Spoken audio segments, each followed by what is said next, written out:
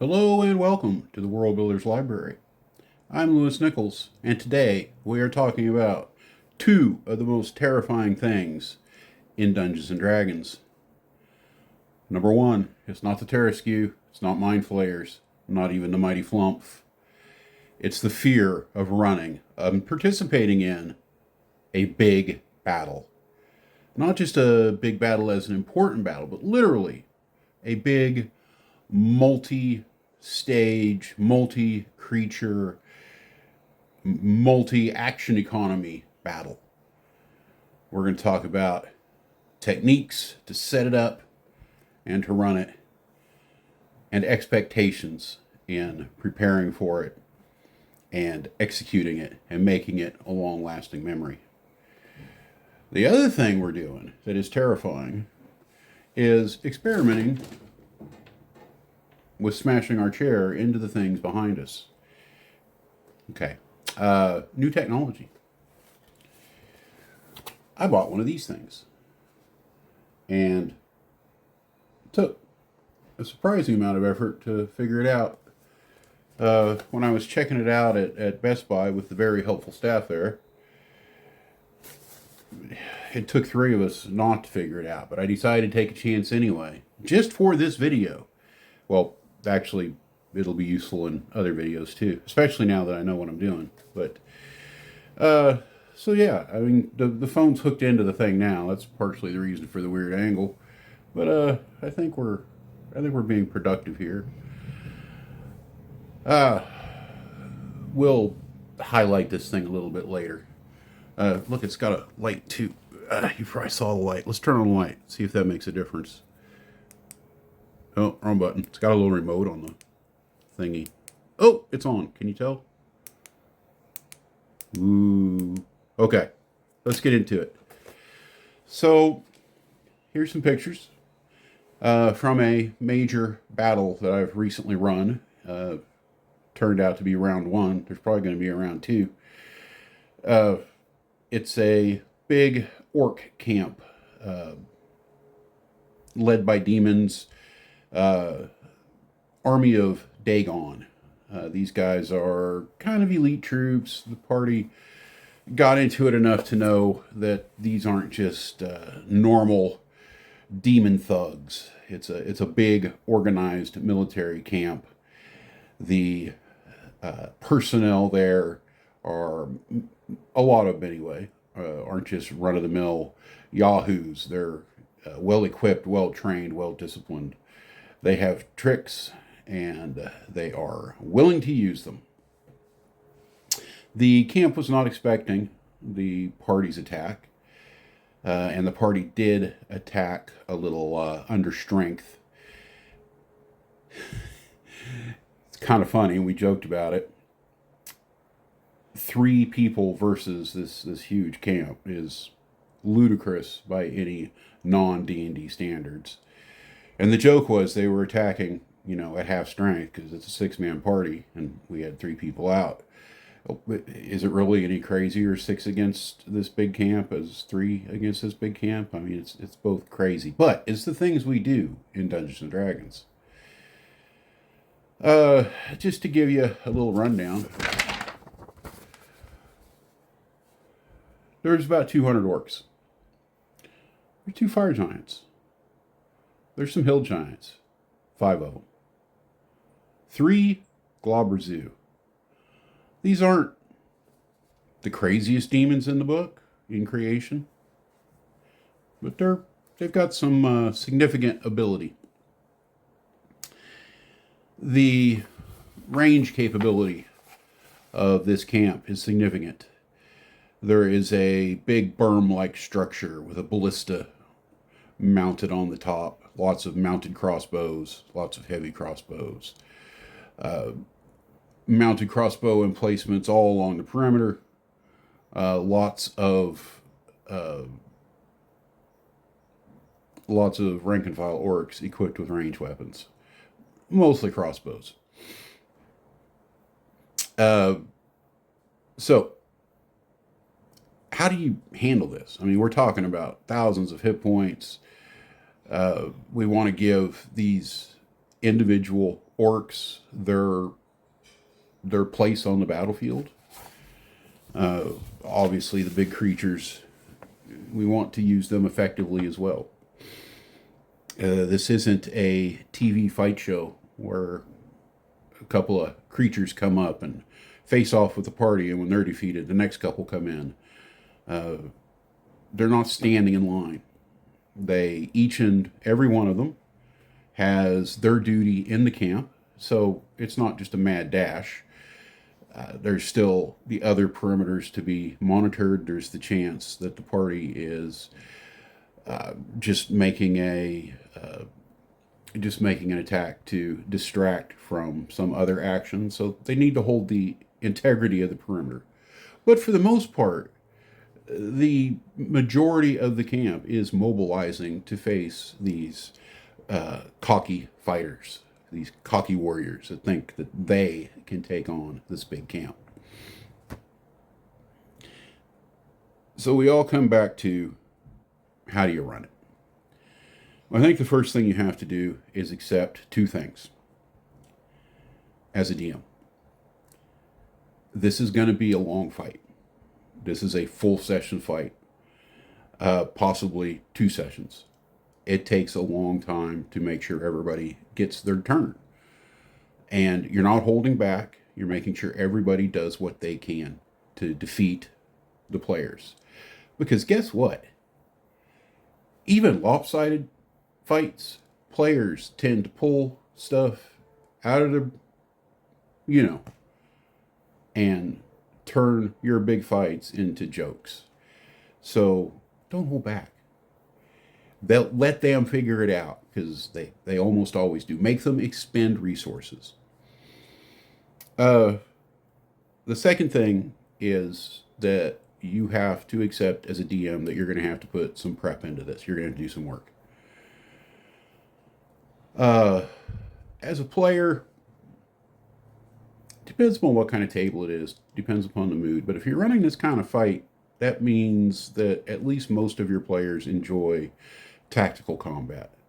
They enjoy that part of the game that is kind of the video game aspect of it, how to maneuver your troops and expend your resources to defeat your enemy. Not the role-playing part of it, not the exploration part of it, but just here's the problem, and it is a combat problem. People have to know their characters.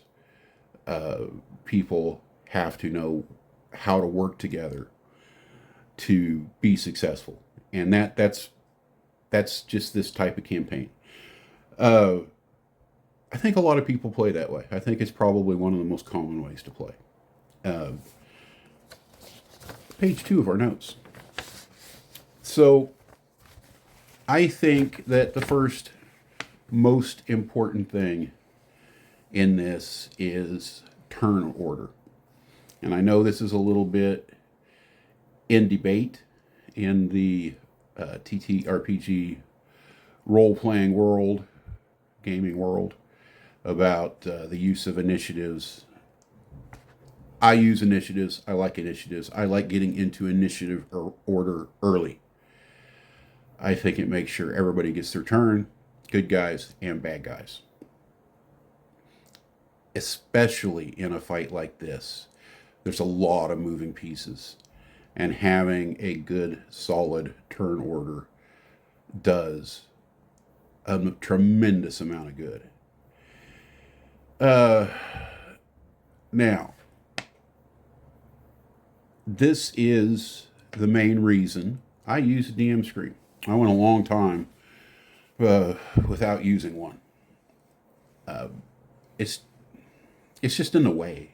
I'm not trying to hide roles from anybody. I run with experienced players. It doesn't matter if they see the monster, the page I've got a monster manual open to. My handwriting is atrocious. They're not going to be able to read what I've got written. I can barely read what I've gotten written, and it's right in front of me. So I didn't use one until just a few months ago. It might not even been months, but probably less than 2 months. Anyway, point is, I use it because I like doing this. We're going to pause and reset up. I'll be right back with you. All right, talking about initiative order and initiative hangers. The reason I use a DM screen. So, yes, when I use the screen, I'm usually behind it, but not always. Last time running this big fight, I was, since it was just 3 of us, they were all on one side of the table, I was on the other, and the screen was at the end of the table. Now, this is a hanger, which I need to work on a little bit because I need to make them thinner so they don't take up quite so much space. Yeah, that's a project for another day. So this is what I'm using for now. It does work just fine. So, Fish Demon, Glabber Zoo. Fish Demon, Crab Demon. Now, one side is going to be out to where the party can see it. The other side is where just you can see it. My Fish Demons, I originally was calling them Fish Demons and then Crab Demons, but they were always the Glabber Zoo stat block. And that's why the multiple names here. So this would just go, oh, figures covering up. And they're numbered because there's 3 of them and each one I wanted to have their own initiative. So this guy, I roll a dice and he goes up here. So what does that mean? I roll a dice. Let's see. All right. So, boom. That is a 2. That's a bad initiative. That means he's going way the heck down there. Hill Giants, number 3, 4, and 5. 3, 4, and 5 are a little weaker than the other ones. Over here, just the same thing. They got to roll an initiative. That's 14. That's better. That's going to go up here somewhere. This is not a precise thing as far as exactly where they go. I'm going to have these all set up before the players even show up to my local game shop. And then kind of have an idea when my players roll initiative where a given number is going to put them. We'll get everybody arranged. And once that's done, we dive in and we have some fun. So for the players, so I had these pretty well set up when I first started. Olivia is a halfling. Passive perception 13, AC 12. That's probably all old information. But so on your side, you can put all that. You can put passive perception, AC, whatever you want to do. And then when they roll initiative, you put them in order. Now, this does other stuff too. NPCs, they've got this little group of fairies that kind of follow them around. They get involved when they can. I'm not going to go into the details here. It's a big subplot. On one side, it's just Penelope. Originally, she was the only one. But now she's traveling with the whole troop most of the time. I got these names from a random stripper name website. Bebe, Stormy, Blaze. Anyway, they're an interesting bunch. R.I.P. Silky, a hill giant or a fire giant, killed her during this fight. Actually, very very sad, very emotional. We're all upset. Penelope is devastated. Anyway, this card is almost always on my initiative sheet, whether they're doing anything or not, just to remind me that they are there. They're NPCs that get to do things. Also, Dwayne. Dwayne is an Iron Stone. Dwayne is intelligent. Dwayne goes along with the bard, wizard, I don't know, 5 or 6 other classes. But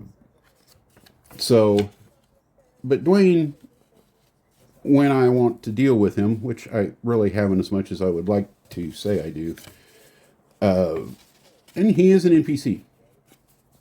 He gets to talk, he gets to take actions, he gets to have opinions. And yes, he does get some actions. Usually, Zarek's player handles those actions. But if I want to, Dwayne can just do what he wants. But he's always there, so I don't forget. This is a reminder thing. Something else that goes great on here, either in battle or not, is things like weather. One way you can mix up a big fight, not necessarily this big, but I mean any fight, is with a weather action. Say it's storming, it's raining, it's the wind's blowing. On weather's turn, it might throw a tree limb at somebody, or it might blow dust in somebody's ear, or somebody might have to make a saving throw not to slip on the now wet moss. There's so many things you can do with this. You'd like make a video about it. But environmental effects, things that you want to be a part of the fight, should very much have their own marker.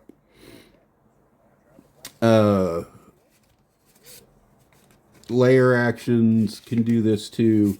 Really anything that you want to be a part of it to be effective. Now, the orcs I did differently. The individual orcs I basically kind of handled about half of them before the bulk of the PCs went, and about half of them after the bulk of the PCs went. You can do this any way you want to, really. I mean, seriously, there's 200 of them. And not all of them are taking an action every turn, but a lot of them were, and including moving them around the battlefield. So when it comes to that scale, I just, assume they're kind of split up and run them as best I can when I can. Now, this is one of the things I carry markers in. I take that back. This is one of the things I borrowed from one of my players to carry markers in. My favorite, where'd it go? Simple little can. As you've seen from the other pictures, these are my individual orcs. These are markers I was using for a couple of different things, including mounted crossbows, and then the blocks, which were entrenched mounted crossbows.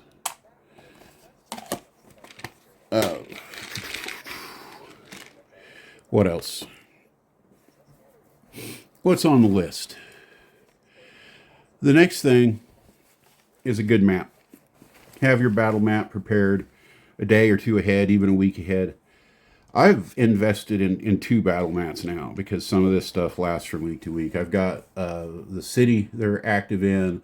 I've got the ruined area that they're active in. That's going to be permanent for the next however many sessions. I've got the camp outside the ruined area, and I'm going to have to draw another battle mat before the next session. That is another camp that the party is probably going to have to deal with. So use your scaling. Think about tricks and traps and terrain issues that you can work into the map. My party is in kind of flat desert, so there's not a lot there, but there is, they did dig in some berms, some trenches.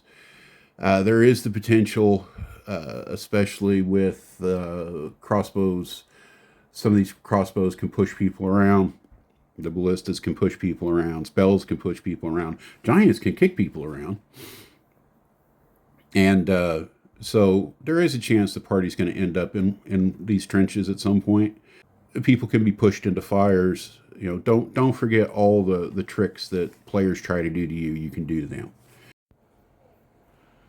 All right, now kind of the star of the show here. This is what I really wanted to show you and kind of inspired the whole video. These are what I'm actually using for minis, so to speak, that go on the battlefield. They are sized appropriately, so they occupy the right number of spaces. These are set up on the battlefield. Well, the ones that are present and known about. When I do the map prep, you're going to see some pictures of all of this. So this is how they're laid out, but there's more to it. So first example, I mentioned this before, the crab demon. We know now that these are Globberzu. When the party encountered them, when they first saw this, viewing the camp from a distance, they didn't know. So as they engage, as they start to interact with these things, these are made to flip. Now, yes, I could keep it a secret, but in a fight like this, you can't keep. You have to be careful what secrets you keep. You don't want to make things harder on yourself. So, this is Globberzu number 2. It has an initiative marker, just like these. This is number 1. So I know when it goes, where it lines up to on the battlefield. And we have a card. Of course, there we go. And we have a card. It's a very small stat sheet, so I don't have to go to the book when I need it. It has damage, its attack bonus. They can each summon 3 Vrock. The way I'm doing that is daily. They're not summoning them, for what it's worth, they're not summoning them from off plane.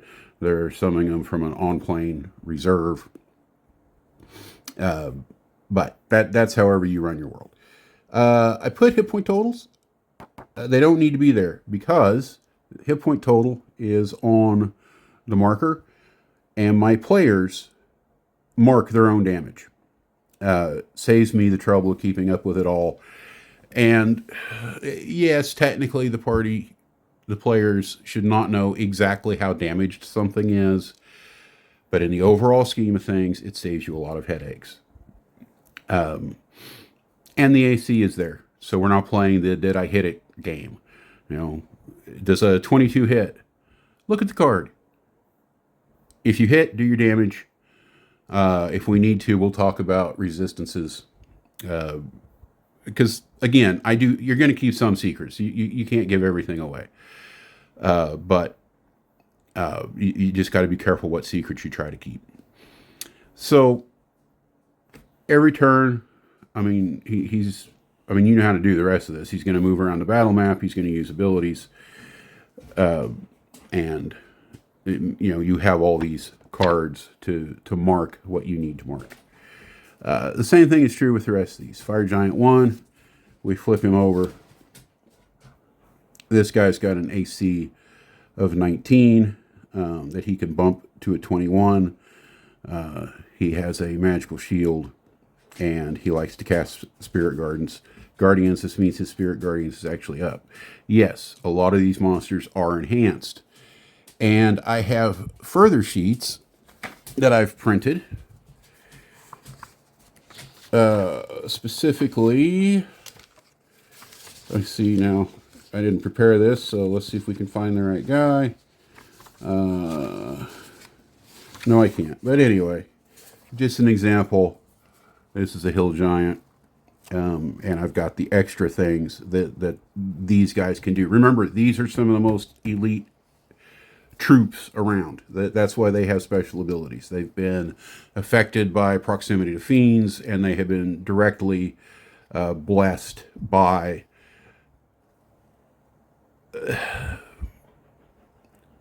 not just Dagon, not just by his presence. I mean, Dagon is a powerful being, but there's only so much you can do. But he also has the affection of plenty of evil gods that will, grant him favors for the overall,